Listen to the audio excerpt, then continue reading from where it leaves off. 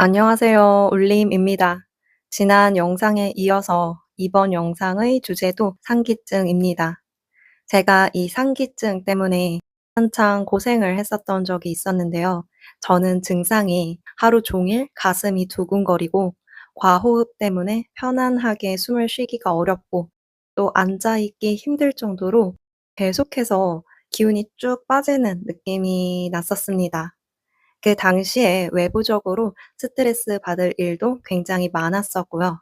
또 당시에 기수행에 꽤 집착할 때였는데 이 6 차크라를 열어보겠다고 다른 데에 집중하지 못하게 여기를 계속 치면서 수행하기도 하고 기운을 억지로 막 돌리는 수행 등을 했었습니다.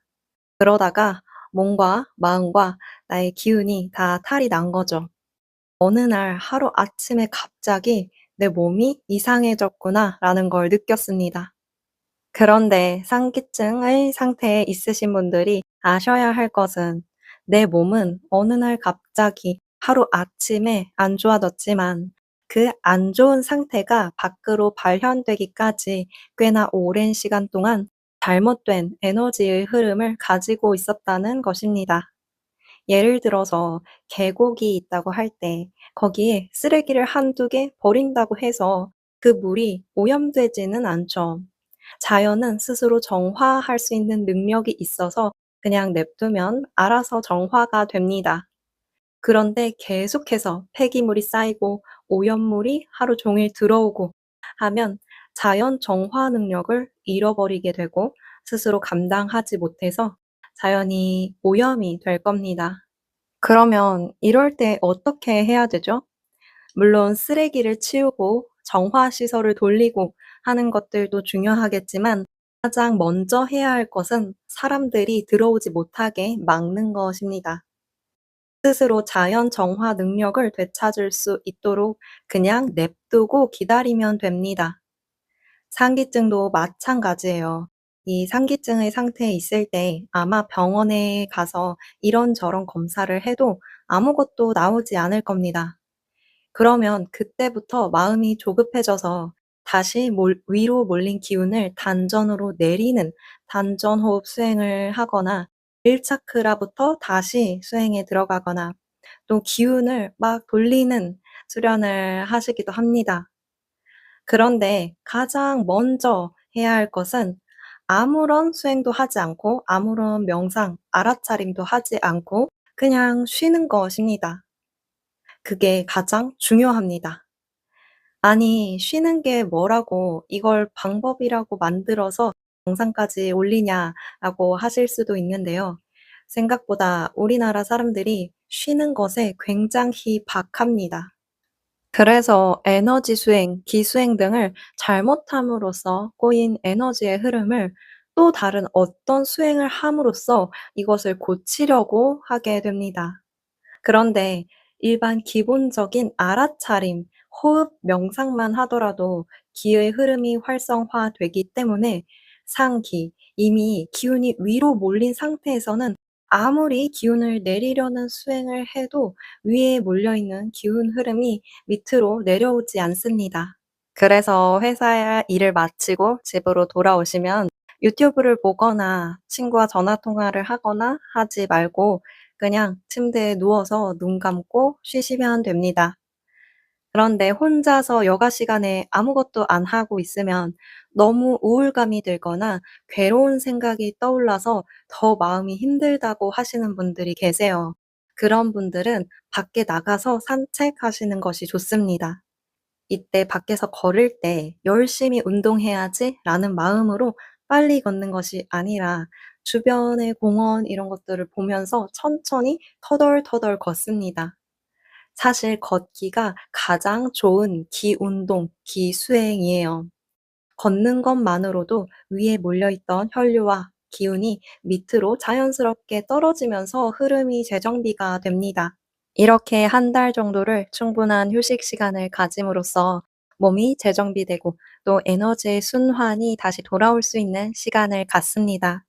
이때 쉬면서 동시에 할 수 있는 것이 있는데요. 상체에 뭉쳐 있는 근육들을 푸는 것입니다.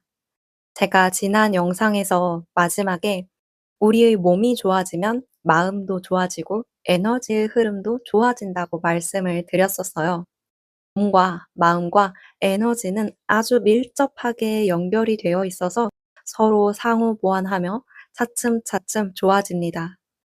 상기증에 계신 대부분의 많은 분들이 상체 근육이 나도 모르게 무의식적으로 엄청나게 수축되어 있어요. 이 부분에 대해서는 지난 영상에서 자세히 말씀드렸었습니다. 그래서 굳어있는 근육들을 풀어주는 것이 에너지의 흐름을 되찾는 데 굉장히 도움이 많이 되는데요. 머리 뒤통수, 여기 밑에 부분부터 명치, 뒤에 등 라인까지 쭉 척추 주변에 뭉친 근육들을 풀어줍니다. 목침베개 같은 반원으로 된 딱딱한 나무 베개 있죠. 그것을 사셔서 이제 뒤통수에 대고 이렇게 도리도리 하면서 여기에 뭉쳐있는 목 근육들, 머리 근육들을 풀어줍니다. 처음에 이제 두통이 있으신 분들이 목침베개를 베고 머리를 풀어주면 엄청나게 고통스러울 거예요. 여기가 너무 아파서. 그런데 이거를 자기 전에 10분씩 1주일, 2주일만 하셔도 훨씬 더 일상생활을 하는 데 있어서 머리의 압력감이 줄어들게 됩니다. 그리고 가슴 두근거림, 답답함 등의 또 과호흡 때문에 힘드신 분들은 여기 등 있는 쪽에 목침베개를 대고 누워서 똑같이 눌러서 양옆으로 왔다 갔다 하면서 등 근육도 풀어줍니다. 저는 목침베개 말고 보여드리려고 가져왔는데 이게 SNP라는 척추를 풀어주는 도구거든요. 이렇게 생겨서 홈이 파져 있어서 뭉쳐있는 근육들을 더 잘 찾고 또 압력감이 더 세게 들어가서 훨씬 더 잘 풀립니다. 이거를 처음에 하시는 분들은 굉장히 아플 수 있어요. 그러면 목침베개든 이런 척추를 풀어주는 도구로 사용을 하시든 밑에 수건을 깔고 처음에 압력감을 적게 가져가서 풀어주다가 이제 괜찮다 싶으시면 그냥 그 수건을 빼고 하시면 됩니다. 다른 사람이 나를 마사지해 주거나 마사지 기계에서 몸을 푸는 것보다 본인이 스스로 내가 몸이 통증이 있는 곳이 어느 곳이고 그 부분을 스스로 자신의 무게로 풀어주는 것이 훨씬 더 몸을 푸는 데 도움이 됩니다. 우리가 내면 치유 작업을 할 때에도 내 힘든 마음을 다른 사람에게 막 의지해서 터놓는 것이 아니라 스스로 억눌린 마음을 마주하고 느끼는 과정에서 성장하고 무의식 정화가 되죠. 몸을 푸는 것도 마찬가지입니다. 다른 사람이 일방적으로 풀어주는 것이 아니라 내가 스스로 뭉친 부분을 풀고 그 고통스러운 감각을 느끼고 하는 과정에서 에너지, 몸의 치유가 일어납니다.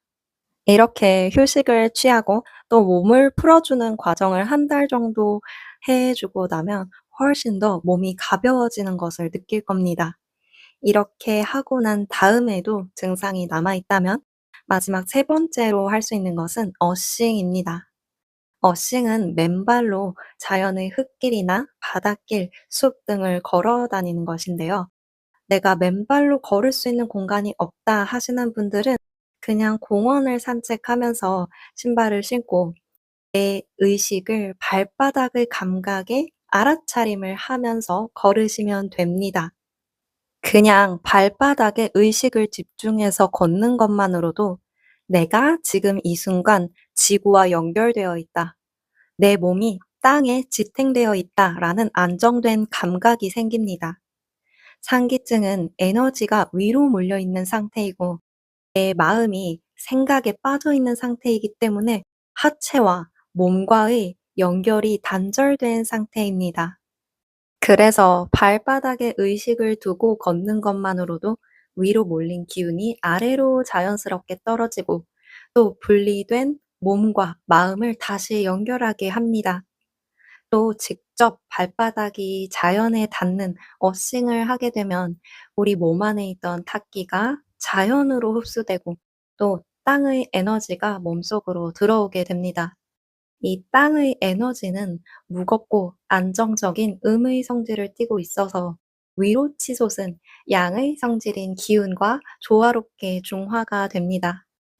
땅에 뿌리를 깊게 내린 나무일수록 튼튼하고 더 높게 자랄 수 있죠.